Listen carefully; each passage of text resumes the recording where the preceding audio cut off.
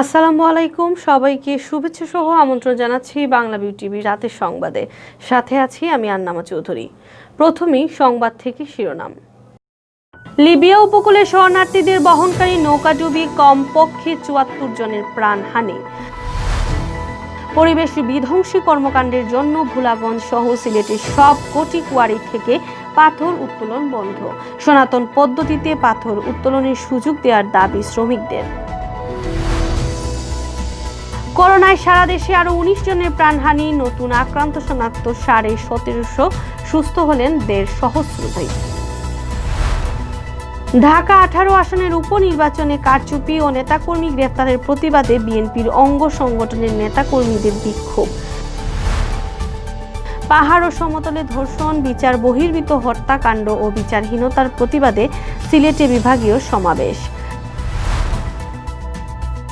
সিলেটে ৩৭ জন আক্রান্ত শনাক্তের দিনে সুস্থ হলেন ৪২ জন, মারা যাননি করোনায় আক্রান্ত কেউ। এতক্ষণ শুনছিলেন শিরোনাম, এবারে বিস্তারিত। লিবিয়া উপকূলে শরণার্থীদের বহনকারী একটি নৌকা ডুবে কমপক্ষে ৭৪ জনের মৃত্যু হয়েছে। জাতিসংঘের শরণার্থী বিষয়ক সংস্থা এ তথ্য নিশ্চিত করেছে। এই নৌকাটিতে ১২০ জনের বেশি যাত্রীকে বহন করা হয়েছিল। জাতিসংঘের শরণার্থী বিষয়ক সংস্থা IOM এক বিবৃতিতে জানিয়েছে, খুমস উপকূলে নৌকা ডুবে প্রাণহানির এই ঘটনা ঘটেছে। এই দুর্ঘটনাকে বিধ্বংসী বলে উল্লেখ করা হয়েছে। চলতি বছর বিভিন্ন দেশ থেকে ইউরোপে শরণার্থীদের ঢল বেড়ে গেছে। উন্নত জীবনের আশায় অনেকেই বিপজ্জনক পথ পাড়ি দিয়ে ইউরোপের বিভিন্ন দেশে প্রবেশের চেষ্টা করে থাকে। সাম্প্রতিক সময়ে লিবিয়া ও প্রতিবেশী তিউনিসিয়া থেকে বেশ সংখ্যক শরণার্থী ইউরোপে পাড়ি জমাচ্ছে। লিবিয়ার রাজধানী ত্রিপোলি থেকে ১২০ কিলোমিটার পশ্চিমে অবস্থিত বন্দর নগরী খুমস। চলতি বছরের অক্টোবরে থেকে এখন পর্যন্ত কমপক্ষে ৮টি শরণার্থী বোঝাই নৌকা দুর্ঘটনার কবলে পড়েছে, ফলে বহু মানুষের মৃত্যু হয়েছে। IOM জানিয়েছে, বৃহস্পতিবার দুর্ঘটনা কবলিত নৌকাটিতে ১২০ জনের বেশি যাত্রী ছিল। এর মধ্যে নারী ও শিশুও ছিল। ইতিমধ্যে ৪৭ জনকে জীবিত উদ্ধার করা সম্ভব হয়েছে। অপরদিকে ৩১টি মৃতদেহ উদ্ধার করা হয়েছে। এই ঘটনায় দুদিন আগেই কেন্দ্রীয় ভূমধ্যসাগরে দুটি নৌকা উল্টে যাওয়ার ঘটনায় কমপক্ষে ১৯ জনে ডুবে মারা গেছেন। এদের মধ্যে ২ জন শিশুও ছিল। জাতিসংঘের শরণার্থী বিষয়ক সংস্থা জানিয়েছে, গত ৭ বছরে ২০,০০০-এরও বেশি শরণার্থীর মৃত্যু হয়েছে। IOM জানিয়েছে, চলতি বছর ইউরোপে পাড়ি দিতে গিয়ে কমপক্ষে ১০০ মানুষ ভূমধ্যসাগরে নৌকা ডুবে মারা গেছে। অপরদিকে উপকূলীয় বাহিনীর হাতে ধরা পড়ে লিবিয়ায় ফিরে এসেছে ১১,০০০-এরও বেশি মানুষ। দেশের সর্ববৃহৎ পাথর কোয়ারি ভোলাগঞ্জ। পরিবেশ বিধ্বংসী কর্মকাণ্ডের জন্য ভোলাগঞ্জ সহ সিলেটের সব কোটি কোয়ারি থেকে পাথর উত্তোলন বন্ধ রয়েছে। এতে বেকার হয়ে পড়েছেন পাথর উত্তোলনের সাথে জড়িত শ্রমিকরা। বিকল্প কর্মসংস্থান না থাকায় মানবিক দিক বিবেচনা করে সনাতন পদ্ধতিতে কোয়ারিগুলো থেকে পাথর উত্তোলনের সুযোগ দেওয়ার দাবি জানাচ্ছেন শ্রমিকরা। মুজাম্মেল হকের ক্যামেরায় বিস্তারিত জানাচ্ছেন সাকিব আহমদ মিঠু। সিলেটের পাথর কোয়ারি থেকে পাথর উত্তোলনকে অর্থনীতির মূল চালিকা শক্তি আখ্যায়িত করে পাথর কোয়ারি খুলে দেওয়ার দাবি জানিয়েছেন শ্রমিক ও ব্যবসায়ীরা। তারা বলেছেন, করোনা পরিস্থিতির আগে থেকে পরিবেশ বিপন্ন হওয়া সংখ্যায় পাথর কোয়ারি বন্ধ রাখা হয়েছে। এতে ১০ লাখ পাথর শ্রমিক ও ব্যবসায়ীরা চরম আর্থিক সংকটে পড়েছেন। মানবিক বিপর্যয়ের সম্মুখীন কয়েক লাখ মানুষ। বিপর্যয় ঠেকাতে পাথর কোয়ারি খুলে দেওয়া ছাড়া আর কোনো বিকল্প নেই বলে তারা মনে করেন। বৃহস্পতিবার দুপুরে সিলেটের কোম্পানিগঞ্জ বুড়াগঞ্জ পাথর কোয়ারি এলাকায় বৃহত্তর সিলেট পাথর সংশ্লিষ্ট ব্যবসায়ী শ্রমিক ঐক্য পরিষদ আয়োজিত সমাবেশে এই দাবি জানানো হয়। দীর্ঘদিন ধরে এসব এলাকায় পাথর উত্তোলন বন্ধ থাকায় কর্মহীন হয়ে পড়েছেন বহু শ্রমিক। অনেকে জানান, কাজের অভাবে পরিবার নিয়ে তাদের অনাহারের দিন কাটাতে হয়। আমরা পেটে খাওয়া মানুষ, আমরা বারকি পাইয়ে ভাত খাই। আমরা চাই বারকির নৌকাগুলা চলুক, বারকি চলুক, মানুষ চলুক। খুব অসহায় হইয়া পড়ছে মানুষ। এই বুলাগঞ্জের গাঙ্গর মাঝে মানুষে বালু চিপসা নয় ভাত খাইতে পারেন। যে মানুষ রিনিফিনি হইয়া মানুষের অসহায় অবস্থায় বাচ্চা কাচ্চা ফালাটা বড় কষ্ট। শ্রমিকদের দাবি, বোমা মেশিন নয়, সনাতন পদ্ধতিতে পাথর উত্তোলন করার সুযোগ করে দিলে বহু শ্রমিকের জীবন বেঁচে যাবে। আমি অনুরোধ করি, আমি গরিব মানুষ, আমি এবার করোনার সময় মানুষের কাছ থেকে বাত না পাইয়া আমি সাহায্য তুলিয়া খাইছি। মানুষের কাছ থেকে খাম নাই, রুজি নাই, রোজগার নাই, কিচ্ছু নাই, বাচ্চা কাচ্চান ফালতাম পারি না, 100-200 রুজিও করি ফেটে বাতে হয় না। এখন আমি নিজে পকেট খরচ চালাইতাম পারি না, আমি বাড়ির কিলা ফুসাইতাম হয় না। আমি গরিব মানুষ, আমি খুব দুঃখ আমি দিন কাটাইতাছি। অন্যদিকে ব্যবসায়ীরা বলেন, পাথর উত্তোলন বন্ধ হওয়ার পর থেকে ঋণের কারণে ফেরারি হয়ে দিন কাটাচ্ছেন। কোটি কোটি টাকার লোকসান হচ্ছে তাদের।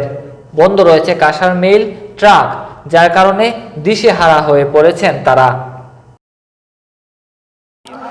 মালিকদের পক্ষ থেকে আমাদের এখন পর্যন্ত আমাদের কাছে যে পরিসংখ্যান আছে, শুধু সিলেট জেলায় আমাদের 500 কোটি টাকার উপরে বিভিন্ন গাড়ি কোম্পানিগুলো যারা আমাদেরকে কিস্তিতে গাড়ি দিত তারা পাওনা আছে আমাদের কাছে 500 কোটি টাকার মতো। আমাদের মালিকরা এই টাকাটা পরিশোধ করতে পারতেছে না, কারণ ওদের ইনকাম নাই, আয় নাই, কোনো ট্রিপ নাই। এই জন্য এই গাড়ি কোম্পানিগুলার কিস্তি আদায় করতে পারতেছে না ওরা। এখন আমরা মাননীয় প্রধানমন্ত্রীর নিকট দাবি জানাচ্ছি এটা, যে কমপক্ষে আমাদেরকে যদি 3 বছরের জন্য আমাদেরকে কোয়ারিটা খুলে দেওয়া হয়, আমাদেরকে এক্সিটের সুযোগ দেওয়া হোক, আমাদের যে এই মিল ইন্ডাস্ট্রি, ক্রাশিং ইন্ডাস্ট্রি যারা করেছেন তারা আমরা যদি একটা টাইম দিয়ে দেন, আমরা ধীরে ধীরে আমরা আমাদের ট্রেড চেঞ্জ করে অন্যদিকে যাওয়ার চিন্তা করলাম। প্রশাসন জানায়, পাথর কোয়ারি খোলা বিষয়টি আর স্থানীয় প্রশাসনের সিদ্ধান্তের মধ্যে নেই। পরিবেশ ও পরিস্থিতি বিবেচনায় পাথর আহরণ না করে আমদানি করে চাহিদা পূরণ করার সিদ্ধান্ত হয়েছে। এই অবস্থায় করোনাকালের আগে থেকে পাথর কোয়ারি বন্ধ করে উপজেলা প্রশাসন। পাথর শ্রমিকদের বিকল্প পেশায় উদ্বুদ্ধ করার কর্মসূচি হাতে নেওয়া হয়েছে। সাকিব আহমেদ মিঠু, বাংলাভিউ, সিলেট। মহামারী করোনা ভাইরাস সারা দেশে কেড়ে নিয়েছে আরও 19 জনের প্রাণ। আর গেল 24 ঘন্টায় দেশে নতুন করে করোনা শনাক্ত হয়েছেন 1767 জন। একই সময় করোনা থেকে সুস্থ হয়েছেন 1519 জন। শুক্রবার বিকালে স্বাস্থ্য দপ্তরের অতিরিক্ত মহাপরিচালক অধ্যাপক ডাক্তার নাসিমা সুলতানা স্বাক্ষরিত এক প্রেস বিজ্ঞপ্তিতে এ তথ্য জানানো হয়। বিজ্ঞপ্তিতে বলা হয়, সারা দেশে সরকারি ও বেসরকারি ব্যবস্থাপনায় 115টি ল্যাবে গেল 24 ঘন্টায় নমুনা সংগ্রহ করা হয় 13,967টি। এর মধ্যে পরীক্ষা করা হয় 13,539টি। নমুনা পরীক্ষায় 1,767 জনের শরীরে করোনা ভাইরাস শনাক্ত হয়। সব মিলিয়ে দেশে করোনা আক্রান্ত শনাক্ত হলেন 4,28,965 জন। গেল 24 ঘন্টায় দেশে করোনা থেকে সুস্থ হয়ে 1,519 জন। আর সর্বমোট সুস্থ রোগীর সংখ্যা দাঁড়ালো 3,46,387 জন। করোনা ভাইরাসে আক্রান্ত হয়ে গেল 24 ঘন্টায় সারা দেশে আরও 19 জনের প্রাণহানি হয়েছে। এর মধ্যে 13 জন পুরুষ ও 6 জন নারী। তাদের সবাই মারা গেছেন হাসপাতালে চিকিৎসাধীন অবস্থায়। এ নিয়ে ভাইরাসটিতে মৃতের সংখ্যা বেড়ে দাঁড়ালো 6,159 জনে। ঢাকা 18 আসনের উপনির্বাচনে কারচুপি ও কেন্দ্রীয় কার্যালয় থেকে নেতাকর্মীদের গ্রেফতারের প্রতিবাদে সিলেটে বিক্ষোভ মিছিল ও সমাবেশ করেছে বিএনপির অঙ্গ সংগঠনের নেতাকর্মীরা। শুক্রবার দুপুরে সিলেট নগরীর সুবিদবাজার পয়েন্ট থেকে মিছিল বের হয়, পরে আম্বরখানা পয়েন্টে এসে সমাবেশ করেন নেতাকর্মীরা। সিলেট মহানগর ছাত্রদলের সিনিয়র যুগ্ম সম্পাদক হুসাইন আহমেদের সভাপতিত্বে ও মদনমোহন বিশ্ববিদ্যালয় কলেজের ছাত্রদলের সদস্য সচিব মকসুদুল করিমের পরিচালনায় সমাবেশে প্রধান অতিথির বক্তব্য রাখেন মহানগর স্বেচ্ছাসেবক দল নেতা আফসর খান। সভায় অন্যান্যর মধ্যে বক্তব্য রাখেন মহানগর স্বেচ্ছাসেবক দল নেতা নুরুল ইসলাম, সৈয়দ আমির আলী, আলমগীর হোসেন, রেজওয়ান আহমদ ও জেলা ছাত্রদল নেতা আমজদ হোসেন।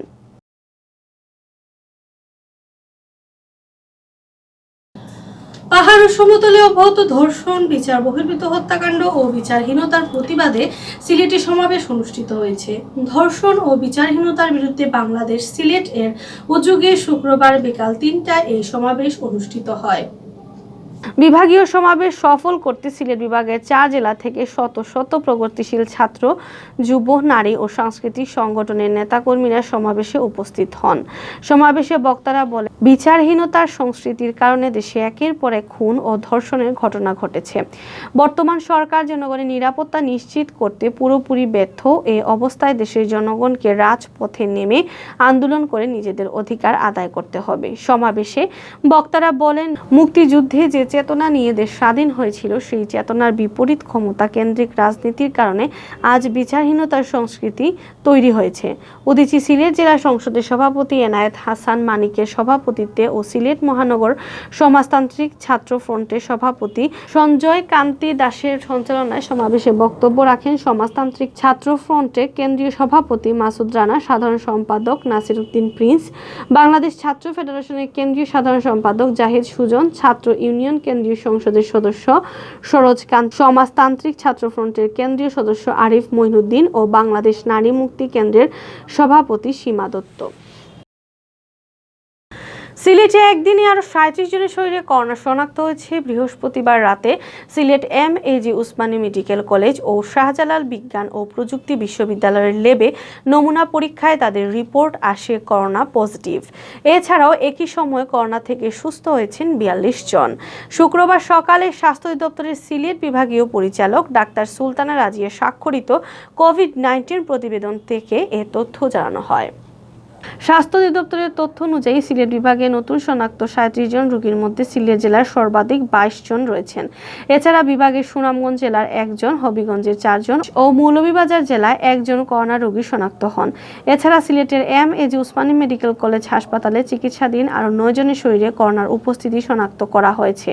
একই সময়ে বাড়িতে ও হাসপাতালে আইসোলেশনে থাকা সুস্থ হওয়া 42 জন রোগীর মধ্যে 41 জন সিলেট জেলার বাসিন্দা, অন্যজন সিলেট বিভাগের সুনামগঞ্জ জেলার। আর গত 24 ঘন্টায় সিলেট বিভাগে করোনা আক্রান্ত হয়ে কারো মৃত্যু হয়নি।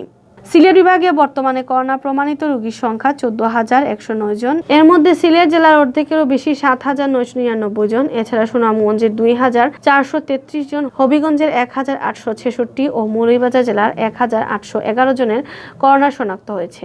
সিলেটের 4 জেলার 57 জন করোনা আক্রান্ত রোগী হাসপাতালে চিকিৎসা নিচ্ছেন। এখন পর্যন্ত সুস্থ হয়ে বিভাগের 12,815 জন করোনা আক্রান্ত রোগী সুস্থ হয়েছেন।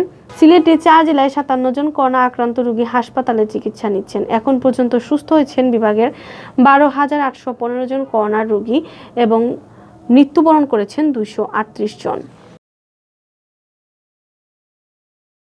এতক্ষণ শুনছিলেন বাংলাভিউ টিভি রাতের সংবাদ। রাত 11টায় প্রচারিত হবে সিলেটের আঞ্চলিক ভাষায় সংবাদ। দেখার আমন্ত্রণ রইল। সাথে থাকার জন্য ধন্যবাদ।